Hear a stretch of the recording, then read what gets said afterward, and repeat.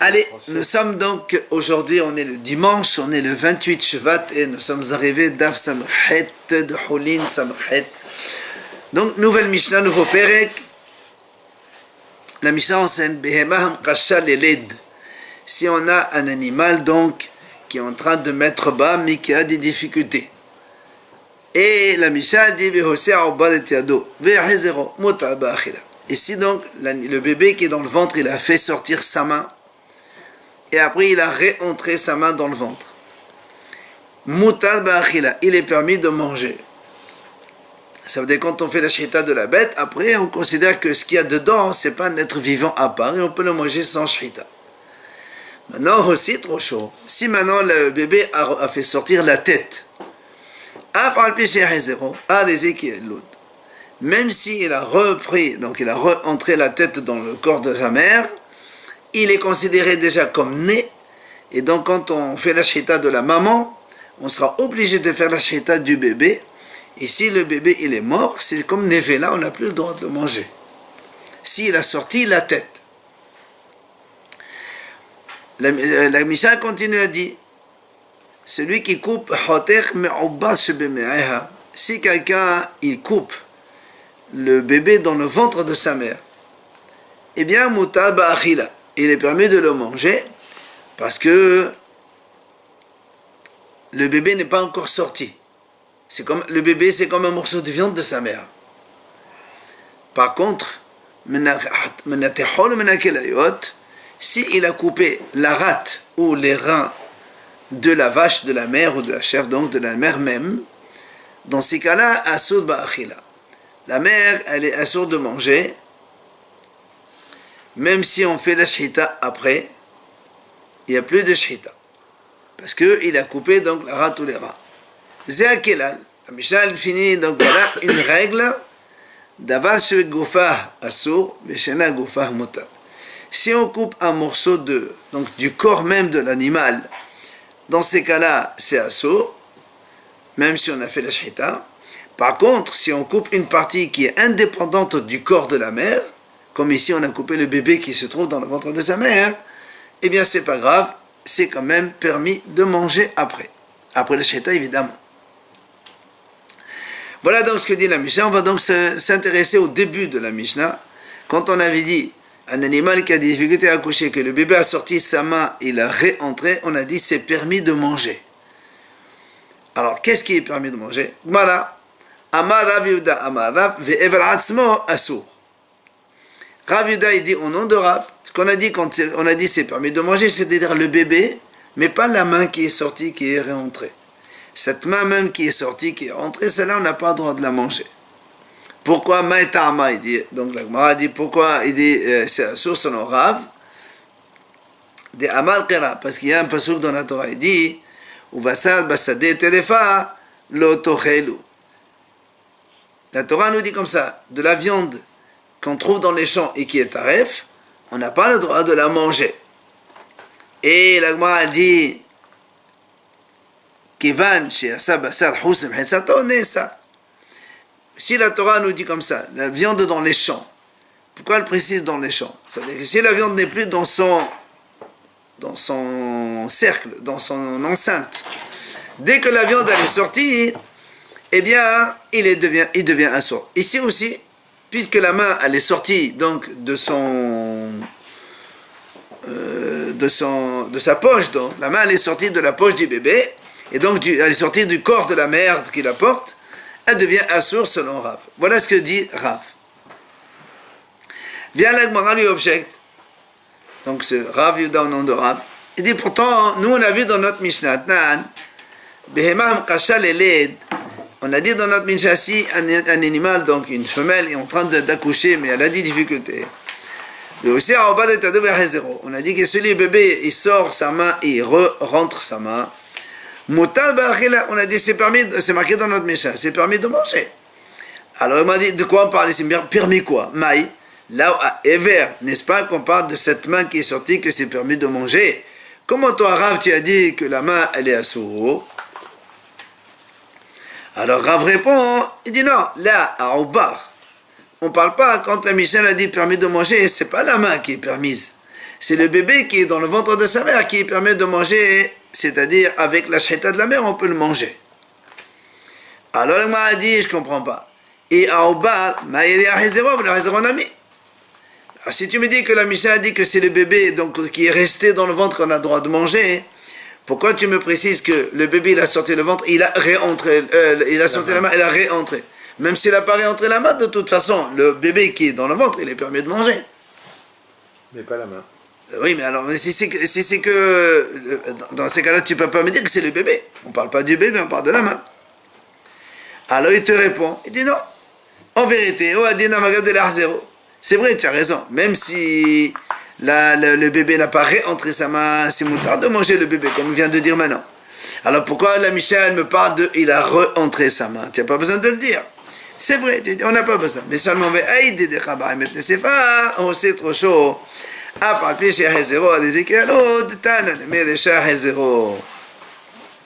Il dit parce que comme dans la Sefa, la Mishnah voulait enseigner dans le cas où il a sorti sa tête. La Mishnah voulait dire que même s'il a réentré la tête, il est considéré comme déjà né. Et donc on n'a pas le droit de manger son shchita, ce bébé-là. C'est pour ça que dans la Récha aussi on a dit il a réentré. Mais effectivement dans la Récha on n'a pas besoin parce que la main, même s'il n'a pas rendu, le bébé il est comme un mouta. Voilà ce que répond Rav. Alors le a dit, très bien, d'après toi, c'est parce que dans la Sefa on a dit, c'est pour ça qu'on a, donc on a dit, il a réentré, que dans la Récha on a dit réentré. Alors il dit, mais Sefa, Makamashman. Et pourquoi, mais dans la Sefa on a eu besoin de nous dire qu'il a sorti la tête, il a réentré. Qu'est-ce que tu veux m'apprendre là? Tu veux m'apprendre que quoi? Que quand le bébé il a sorti sa tête, toi tu m'as dit, même s'il a réentré, il est considéré comme né. Et donc c'est assourd. Tu veux me prouver que quoi? Que le fait de sortir la tête, ça vaut égal naissance. Et donc c'est comme si que l'animal, enfin le bébé il est déjà vivant. Et donc même si après il a ressorti, il a réentré la tête, c'est un animal, donc c'est un être à part. Et quand on a fait la shahita de la mère, il faut quand même faire la shahita du bébé. C'est ça que tu veux m'apprendre. Là on m'a dit Tanine. Mais ça aussi on le connaît déjà. Donc c'est pas ça que la Mishnah. Où c'est qu'on connaît? Il dit, on avait dans Mechorot, on va voir dans Mechorot, nous on sait qu'il y a, la Torah elle parle du rachat d'un premier-né. Quand on a un premier-né garçon qui est né, il faut racheter donc chez un Kohen, donc 5 pièces. Et on sait qu'il y a dans certains cas où, par exemple, le bébé est né par césarienne, on ne fait pas de pidyon. Mais d'un autre côté, il y a ce qu'on appelle Bechol et Nahala. Pour l'héritage, le premier-né, il prend double part. Alors, dans quel cas il prend double part? Alors, on dit que c'est lorsque, c'est un garçon évidemment, quand il sort, même par voie basse, par voie césarienne, il prend aussi double part. Parce que Haramim dit, c'est quoi la double part? C'est quand il est vraiment très cher à son père. Donc, alors, là-bas, le Michel dit comme ça. Quel cas, le premier-né, garçon qui est né, il va prendre la double part, mais il ne va pas bénéficier du rachat du premier-né. Il est premier-né, mais à moitié. C'est quoi l'exemple? La Mishnah a dit, premier cas, Haba aha nefanim, afal peshe asado shohai. Il dit, imaginons un garçon qui est né après Nephalim, c'est-à-dire un avortant. La mère elle a avorté un garçon. Mais le premier, donc, qui est... Le premier-né est avortant. Le premier-né est avortant. Même si le premier-né, il a sorti la tête vivante. Après, il a réentré la tête. Et après, il est mort. Oui? Il est né comme... Il est considéré comme né. C'est pour ça que le prochain, hein, il n'y a pas de pidyon.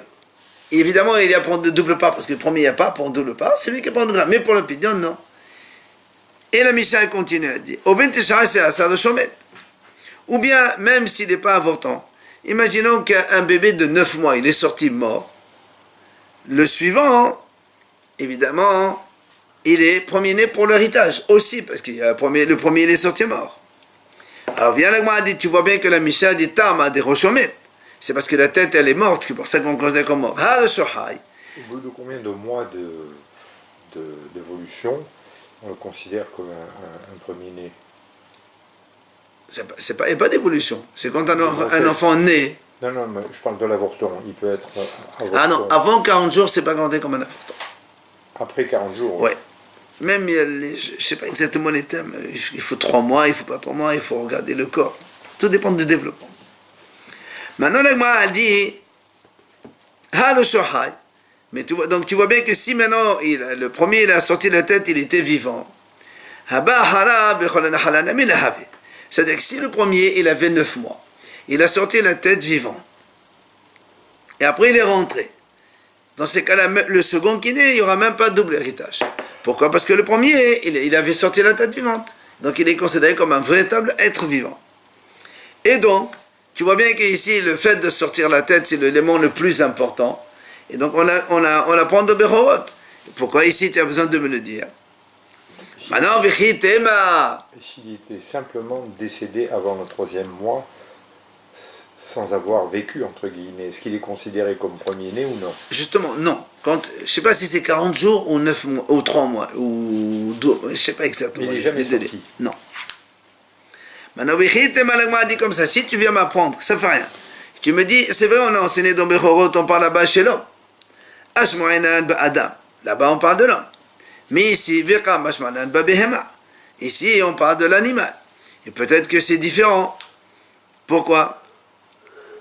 De Adam, mais Behema la yalif. Un homme de l'animal, on ne peut pas apprendre. Pourquoi on ne peut pas apprendre l'homme de l'animal que quand on fait sortir la tête, c'est déjà considéré comme naissance? Parce que des en prosdo la Behema. Parce qu'effectivement, chez l'animal, la matrice, donc, elle est juste à la sortie de la bête. C'est pas comme la femme, elle a déjà l'utérus, après il y a le vagin, et donc c'est un petit peu... C'est pour ça que chez l'animal, on considère que dès qu'elle a sorti la tête, c'est déjà une naissance. Peut-être que la femme, c'est non. Ou encore, et même l'animal d'un homme, on ne peut pas apprendre, parce qu'un homme, quand il fait sortir la tête, c'est déjà vraiment une vraie naissance. Mais un animal, peut-être que même le fait de sortir la tête, c'est rien du tout. Et donc, on a besoin d'enseigner les deux. Alors, on m'a dit, même malgré ça, même cela, déjà, on a déjà appris. C'est-à-dire, le fait de l'animal lui-même, que quand il sort la tête, c'est considéré comme une naissance, on connaît déjà. Où c'est qu'on a vu ça? On a vu à propos de l'animal. On a dit, Shalia, Shiasta, Mirsata, Asura, Ba'achila.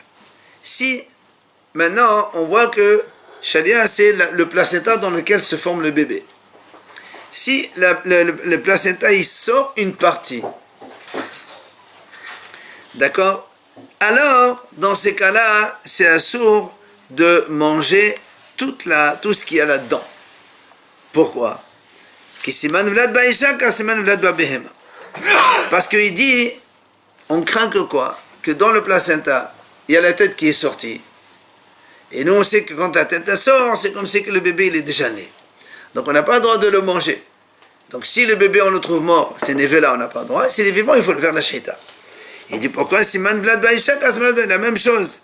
Comme dans la placenta, on a donc la tête d'une femme. Ben, dans les animaux, c'est la même chose.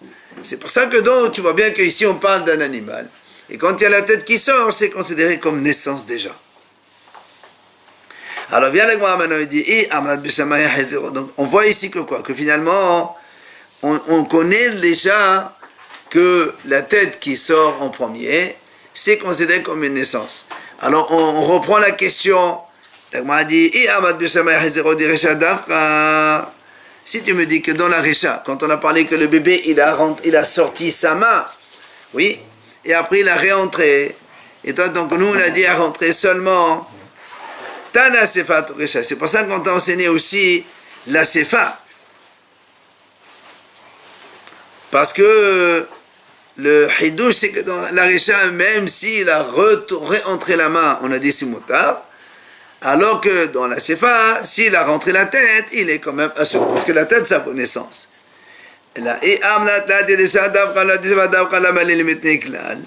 Mais si tu me dis donc que ni la Récha c'est spécifique, ni la Sefa, alors pourquoi on enseigne qu'il a remis, puisque comme on a posé la question, nous on a dit Moutal Ba'achila, tu parles qui c'est qui permet de manger, c'est le bébé. Dans ces cas-là, pourquoi tu as besoin de dire il a réentré? Même s'il n'a pas réentré, le bébé il est quand même permis de manger. C'est pour ça que l'Agma a dit là. Donc, effectivement, on revient de ce qu'on a dit. C'est pas comme il a dit Rav, il a dit que quand on a dit mutar ba'achila, c'est le membre. Rav, il a dit evla asmo assour. C'est-à-dire le membre, il est assour. Mais ça veut dire que on a dit et le bébé, il est mutar. Mais alors pourquoi on a dit Hazero? C'est évident, même c'est le Hazero. On m'a dit non. Là, en vérité, je maintiens qu'il s'agit que quand on a dit mutar ba'achila, c'est le bébé. C'est-à-dire que si le bébé, il sort la main, il réentre la main dans le corps de sa mère, eh bien le bébé, il est permis à manger. Tu vas me dire, mais dans ces cas-là, tu m'apprends rien. Il dit non. Si il t'apprend quelque chose. Quoi? Ella lemkom hatar. C'est-à-dire, on parle ici, lorsque l'animal, donc, il a sorti sa main dehors, et on a coupé la main. Ok? Après, cet endroit où on a coupé, est-ce qu'on a le droit de le manger, oui ou non? Il dit, c'est ce qu'il a dit Rav Nachman. Il a dit que si l'animal, il a rentré la main, dans ces cas-là, l'endroit de la coupure, il est permis à manger. Mais si l'animal n'a pas rentré sa main, eh bien, puisque la main, elle est adjacente à l'endroit où il a coupé, ben si on avait la shahita de la mère et le bras, la main, elle est restée comme ça, au ras du corps de la mère, ben cette partie-là, elle est assourde de manger. Il faut donc couper un morceau avant de manger cela. C'est ce qu'il a dit Rav Nachman. Pourquoi on a dit Hazro ou Hazro? C'est ça la différence. S'il a réentré la main, cette partie-là qu'on a coupée, qui est à ras du corps de la mère, c'est moteret. Mais s'il n'a pas rentré la main, cette partie-là, elle est assourde de manger.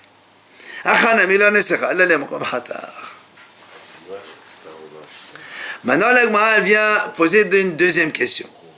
Tashema. Si on a un animal qui est en train donc de mettre bas, donc en train d'accoucher, et donc elle a des difficultés. Aussi, le bébé, il a sorti la main, il a réentré. Et après, on a fait la shahita de la mère. Alors, la Braïta a dit, évidemment, dans ces cas-là, il n'y a aucun problème, puisque quand on a fait la shahita de la mère, tout le bébé il était dedans, donc il n'y a aucun problème, on mange le bébé sans souci. Maintenant, si maintenant le bébé, il a sorti sa main, et on a coupé cette main qui était dehors, et après, on a fait la shahita de la mère. Alors la Braïta a dit, ce qui est donc à l'extérieur, ce qu'on a coupé, évidemment, c'est tamé, et ve'asso, on peut s'assurer de manger. Et c'est tamé parce que c'est comme Eved Menachai, on n'a pas le droit de Eved Menachai, parce que tu as coupé pendant que la mère elle était vivante. Donc c'est Eved Menachai. Maintenant aussi Befnim, et le corps du bébé, le restant du corps du bébé à l'intérieur, Tahor ou Muta. Celui-là il est Tahor. Et on a le droit de le manger, puisque quand on avait la shahita, tout était dans le corps de sa mère. Continuons. La Gemara continue. Shahat était mort. Si maintenant, il a fait la shahita de la mère d'abord, et la main était dehors, d'accord, le bébé il a sorti la main dehors, et il a commencé d'abord par faire la shahita de la mère, et après il a coupé la main, le morceau de main qui était dehors. Qu'est-ce qui se passe dans ce cas-là? Rabbi Meir dit, le morceau qu'on a coupé, c'est nevela. Puisque quand on a fait la shahita de la mère, il y avait un morceau de viande qui était à l'extérieur. Et ce morceau-là, il est assourd, il est considéré comme mort, comme nevela. Du coup, tout l'animal, il a touché nevela, ce morceau de main qui était dehors. Hachamim omrim, ils disent non, Hachamim, magat et les fashruta. Hachamim disent même si c'est nevela, mais enfin, c'est pas nevela, c'est une tereva, mais comme on a fait la shahita, on a souvent cette idée. Quand on fait la shahita, ça enlève la notion de nevela et c'est très facilement. Quoi qu'il en soit, on voit quand même dans cela, dans cette braïta, que dans la Risha, on a vu comme ça. Si le bébé, il a fait sortir sa main, et après il a réentré la main, et après il a donc fait la shahita de la mère, on a dit, c'est permis de manger. Alors on a dit, permis de manger quoi? N'est-ce pas qu'on parle qu'il est permis de manger cette main qui était dehors? Et donc, question contre Rav Yehuda, au nom de Rav, qui a dit la main, elle est interdite. Pourtant, ici, on voit que c'est moutar. Pas coupé là. Là-bas aussi, il n'a pas coupé. Voilà. Là-bas aussi, là-bas, il a sorti la main, il a réentré dans la Mishnah, on l'a dit comme ça. Il a coupé la main, il a sorti la main, le bébé, il a réentré. C'est permis. Nous, Rav Yehuda, il dit c'est permis, le bébé. Mais la main sortie, même si elle est rentrée, on n'a pas le droit de la manger. Mais quelle main on va savoir que c'est? On va savoir quelle main c'est. On parle qu'on a fait des simanim, ça, c'est pas un problème. Alors, là, donc, question contre Rav Yehuda, au nom de Rav. Alors, il dit non. Quand on a dit c'est permis de manger, on ne parle pas de la main qui est sortie. Aouba, on parle du bébé restant. Alors on m'a dit je ne comprends pas. Et Aouba, si tu parles du bébé restant qui est permis, et ma sefa, alors regarde ce qui a marqué dans la sefa. Shahat et temo, si on a fait la shahata de la mère. Après il a rentré la main, assoud ba'achila, c'est permis c'est assoud de manger. Aouba la main assoud. Mais si c'est le bébé, pourquoi c'est assourd, le bébé n'a rien fait? Toi, tu m'as dit, s'il a sorti la main, on a fait la shahita, il a réentré la main, c'est assourd de manger. Qu'est-ce qu'il est assourd de manger? C'est la main, pas le bébé. Pour le bébé, il n'a rien fait, il était dedans. Donc tu vois bien que ce n'est pas le bébé. Alors, Nagmal répond, Kit Amad Rab Nachman Badissar. Il dit, comme on a répondu tout à l'heure, là-bas on parle, en fait, c'est la discussion à propos de la partie qui a été coupée, le morceau de bras là où il a été coupé. Donc si quand on a fait la shahita, la partie coupée elle était donc à ras de l'extérieur, dans ces cas-là elle est interdite cette partie-là, il faut couper encore un morceau et le sortir. Mais si elle était rentrée dedans, alors la partie coupée elle est motérée. Pourquoi il faut couper encore un petit peu? Parce que c'est un morceau qui est en dehors. Parce que tu ne peux pas faire la limite. Qu'est-ce qui était dedans, qu'est-ce qui est dehors? C'est une petite marche. Voilà. Parce qu'il considère Viens l'agma. que la viande elle est comme vivante, c'est ça? Viens l'agma, elle pose une question. Eni, comment tu peux me répondre comme ça? Pourtant l'agma a dit, Veha, qui ata avimé me behuzai, quand il est venu avimé de Huzai, ata we aite mateta beade. Il est venu avec un enseignement, une braïta, qui dit la chose suivante. C'est marqué dans la Torah, Kol behema mafreset parsa veshosa ad shesa shete perasot. La Torah dit à propos de l'animal qui a les sabots fondus, elle emploie une phrase, tout animal qui a les sabots fondus, et veshosa ad shesa, c'est-à-dire elle est bien coupée de haut en bas. Shete perasot, 2 fois, donc ça fait donc, 2 sabots fondus, quoi. Et là-bas, l'Agmara dit, il y a marqué le mot parsa, il y a marqué le mot perasot. Pourquoi une fois par ça, une fois par un saut? Alors là, on a dit comme ça. Par ça, Yahzir, Echol. Perasot, Yahzir, Echol. C'est pour nous dire que si l'animal, il a sorti, par exemple, donc 2 bras, s'il a rentré un seul, celui-là, tu as le droit de le manger. Parce qu'il y a marqué par ça. Par ça, c'est 1. Et Perasot, maintenant, s'il a sorti les 2 mains, par exemple, il a entré une main. Celle qu'il a entrée, tu as le droit de manger. Celle qui est dehors, tu n'as pas le droit de manger. Maintenant, s'il a sorti les 2 mains, il a réentré les 2 mains, tu peux manger les 2. C'est pas ça, une fois marqué par ça, une fois marqué par ça. Alors là aussi, le m'a dit, Maï, là où il par ça, il par ça, là où il par ça, il Uqba. Là, il m'a dit, n'est-ce pas que quand on a dit,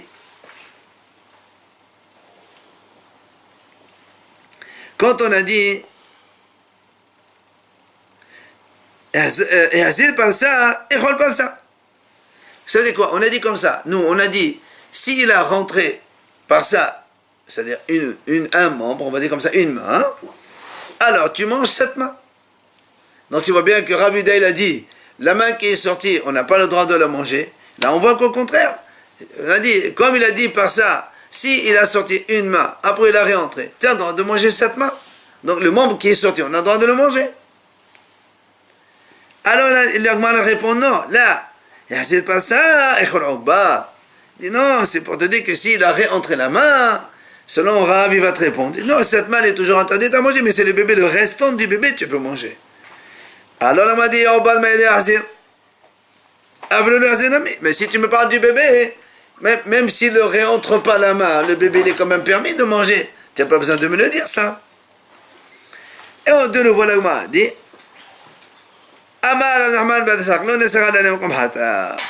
il dit ici, en vérité, c'est pour l'endroit coupé. Comme on a dit tout à l'heure, si l'endroit qui a été, là où il a coupé la main, si donc il est encore à ras de la partie extérieure de la bête, alors donc c'est assourd. Et c'est la rentrée, alors on peut le manger, là où il a coupé. Ah, vient la Gemara dit, mais pourtant, dans ces cas-là, dans ces cas-là, pourquoi tu as besoin de 2 psukim, Parsa et Perasot? Dans ces cas-là, tu as me dire un seul, et j'ai compris. Pourquoi 2? N'est-ce pas que un c'est pour le membre qui est entré ou sorti et l'autre pour l'endroit où il a été coupé, et donc tu vois bien que le membre qui a été sorti, s'il réentre, on a le droit de le manger. De nouveau question contre Rav Yehuda. Alors là, moi, elle répond là. Il dit non, toujours le membre qui est sorti, on n'a pas le droit de manger. Rav te répond. Alors pourquoi il y a marqué 2 psukim? Un, c'est comme on a dit, l'endroit qui a été coupé.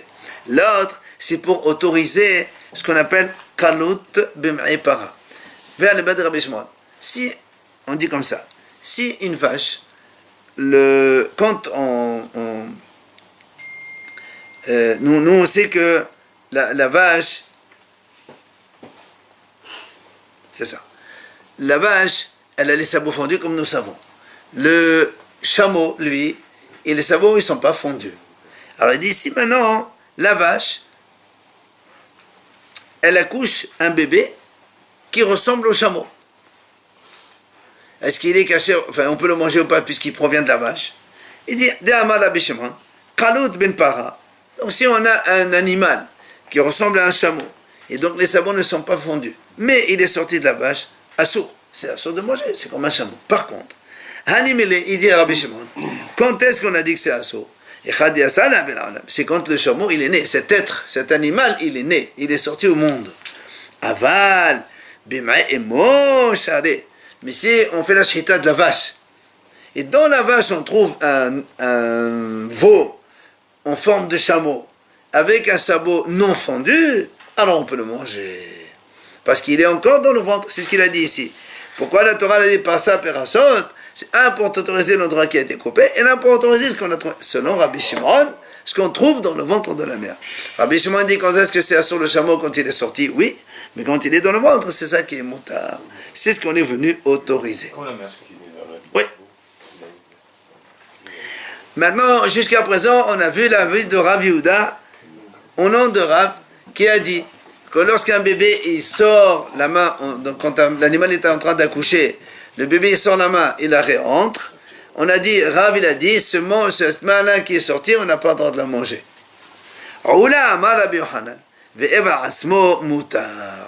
Il vient à Oula et dit au nom de Rabbi Yochanan, il dit non, moi je ne suis pas d'accord.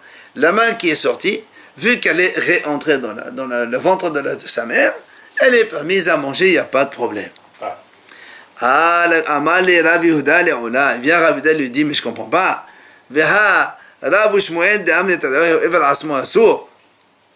Il dit comment toi tu peux contredire Rav et Shmuel, tous les deux ils ont dit que la main qui est sortie elle est interdite. Amalé lui répond, on lui dit qui peut nous donner du sable sur lequel ils sont enterrés Rav et Shmuel et qu'on remplisse nos yeux avec. Ça veut dire il parle avec beaucoup de kavod. Il dit mais j'y peux rien. Mais il dit, moi je dis, je ne suis pas d'accord avec eux. Enfin, parce que Rabbi Yochanan, il n'est pas d'accord avec eux. Et pourquoi Rabbi Yochanan n'est pas d'accord? Rabbi Yochanan dit que le membre qui est sorti, il est permis. Pourquoi? Il dit, voilà comment Rabbi Yochanan, il a trouvé son enseignement. Il dit, Hakol hayu bichlal basad basadeh terefal lotochelo. La Gemara, elle parle Hakol hayu, c'est-à-dire tous les sujets qui avaient la notion de mechitza. Vous vous rappelez, par exemple, nous on a dit les Kadashim Kalim, on doit les manger à l'intérieur de la muraille de Yerushalayim. Les Kadashim à l'intérieur de la Hazara. Maaser Sheni aussi à la Maaser. Tout ce qui a mechitza. C'est-à-dire, ils font partie de ces choses-là que la Torah a dit. Bassa, la viande, quand elle sort de son milieu, alors tu n'as plus le droit de manger. Maintenant,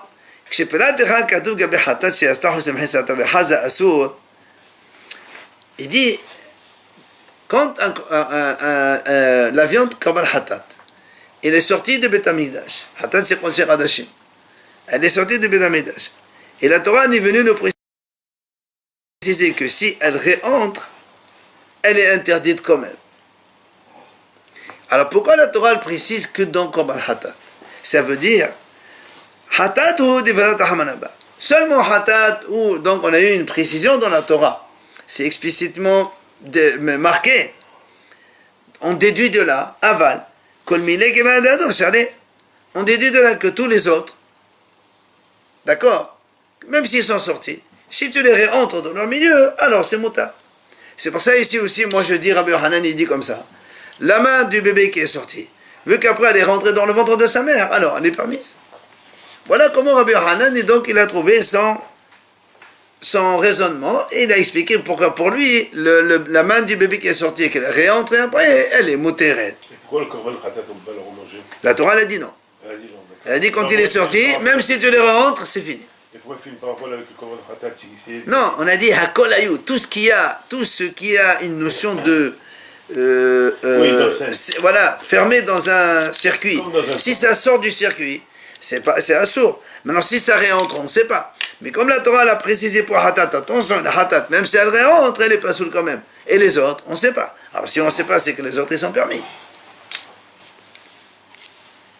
Alors, mais TV, la l'objet, elle dit, nous on a vu, c'est marqué, donc c'est marqué dans la Torah, la viande dans les champs, tréfa, tu ne manges pas. La Gemara a posé une question. Pourquoi la Torah a besoin de préciser tréfa? Dit, la viande dehors, on ne mange pas. Elle dit non. On a dit, la Gemara comme ça, dit, on a trouvé le maaser chéni. Il faut le manger à Yerushalayim, rappelez-vous le maaser chéni, le deuxième maaser. Et les Bikurim aussi. Les Bikurim aussi, il faut les donner aux Kohanim. Les Kohanim, ils les mangent à l'intérieur de Yerushalayim. Même s'ils sont sortis en dehors de Yerushalayim, mais qu'on les a réentrés, moutarin, ceux-là, on peut les manger. Donc, Maaser Sheni et Bikurim, ils sont sortis en dehors de Yerushalayim, on les rentre et on les mange. Est-ce qu'on va dire que la viande aussi c'est pareil? C'est-à-dire que la viande qui est sortie, elle va donc rentrer, alors elle est permise. Elle dit dans le mot de Materefa, étant donné qu'il y a marqué le mot Terefa, la Gemara dit Ma Talmuda, ça veut dire quoi? Qu'est-ce que tu apprends de Terefa? Il dit Amaradaba, Ketrefa, Ma Terefa, Gevashen Trafa, Shuv en Aheter. Abasa Gevashen Sahosem Hasato, Shuv le Heter. Il dit, pour te dire que, comme dans une viande tarif, une viande qui est tarif, ça restera toujours tarif, ça ne jamais revenir à l'état cachère. Là aussi, la Torah dit, la viande, quand elle est sortie de son endroit, eh bien, elle n'est plus permise. Donc, qu'est-ce qu'on voit ici? On voit que même la main qui est sortie dehors, elle est interdite. Même si elle est réentrée, elle reste toujours interdite. Puisqu'on a dit tout à l'heure, seuls Maaser Sheni Bikurim, ils sont permis. La viande, non. Donc, question contre Ola. Tioufta de Ola. On m'a dit effectivement, Tioufta tient raison. C'est une objection contre Ola qui a dit au nom de Rabbi Hanan que la main qui est sortie, elle est permise. Là, on voit ici que c'est assourd. Amar Mor. La Gemara, elle revient sur l'idée qu'on vient de voir maintenant. Il lui a dit, on a trouvé dans le Maaser Sheni Bikurim que s'ils sont sortis en dehors de Yerushalayim, ils sont rentrés, on a le droit de le manger. La Gemara dit, où tu as vu marquer cette idée-là? Où tu as vu que c'est permis? Alors il dit, c'est marqué dans le pasuk. La Torah dit, attention, tu n'as pas le droit de manger dans tes demeures, c'est-à-dire là où tu habites, à Bnei Brak, Haifa, Tzfat, Tveria ou autre, les maaser, tu n'as pas le droit de manger les maaser chéni là-bas et les bikurim. Donc tu vois bien que quoi? Seulement dans tes demeures, tu n'as pas le droit de manger. Aval. Mais sous-entendu, à Yerushalayim, tu peux manger. Et donc,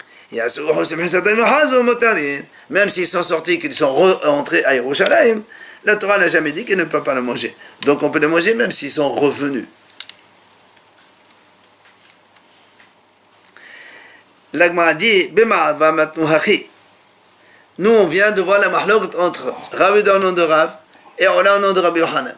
Que la main qui est sortie selon Rav elle est assour et selon Rabbi Yohanan c'est moutar.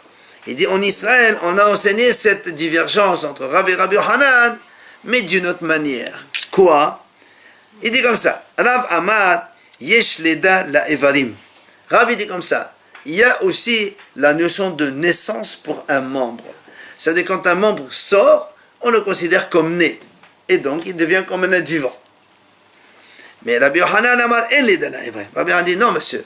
Il n'y a pas de naissance pour un membre. C'est où tous les bébés nés, une main qui sort, c'est pas une main qui est née. Bien le mal a dit Maïbena. C'est quoi la différence entre cette discussion et celle qu'on a vue plus haut?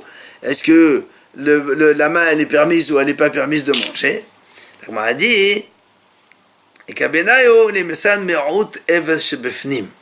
c'est en fait il s'agit d'interdire oui ou non le reste si imaginons il dit comme ça. Imaginons que la majorité du bébé elle est dehors. Donc plus de 50% du bébé, il est sorti dehors. Il y a 60% dehors et 40% dedans. Oui. Et après, selon la discussion de Rabbi Yohanan et Rav ici, donc les da ou pas les da, selon Rav, il dit ça c'est une naissance. Donc du coup, tous les bébés l'interdit, même ce qui reste dedans. Il faut le faire, Chita. Évidemment. Mais selon la première version que Ravi dit, le membre qui est sorti, il est assourd, ben seulement la partie qui est sortie, elle est assourd. Mais la partie qui est restée là-bas, c'est mouteret. Donc il y a une grande différence entre les deux versions.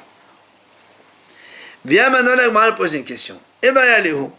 Les devraient en mettre en les dala evarim. Celui qui a dit, il n'y a pas de naissance pour les membres. Rabbi Yohanan, il dit comme ça. Ça veut dire que même un membre, il sort, il rentre, il n'y a pas de problème. Alors il pose une question, là, il dit, aussi, on va être de Hazara. Si maintenant le bébé il a sorti une main, il a réentré, après il a sorti une autre main, après il a réentré, après il a sorti un autre morceau de son corps, et au total il a sorti la majorité du corps, mais il les a rentrés, par morceau, par étape. Est-ce que tu considères que la majorité du bébé est dehors, puisqu'elle est sortie dehors, ou bien il faut qu'il soit d'un trait, et que vienne de hadar, ou bien puisqu'il les a réentrés, ça s'appelle rentrer, donc c'est pas un problème. Et si maintenant tu me réponds, non, puisqu'il les a réentrés, alors ça s'appelle entrer, et donc il n'y a pas de souci. Alors j'ai une autre question. Si maintenant le bébé il a sorti la main, on lui a coupé.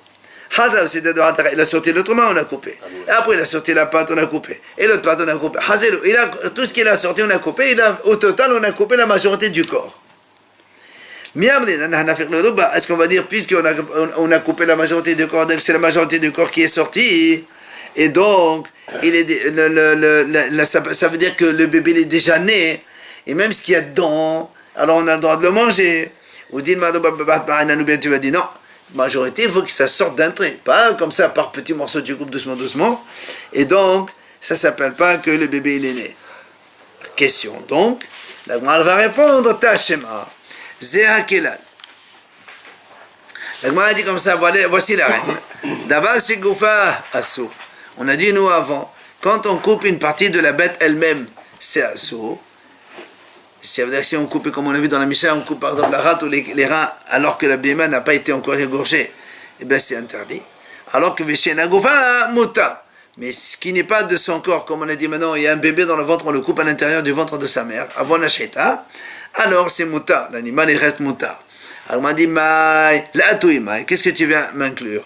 N'est-ce pas, c'est pour m'inclure ce cas-là justement, que si on coupe en plusieurs morceaux, qu'au total, le rov, il est coupé, alors donc ça s'appelle que c'est mutar. La Gemara dit non.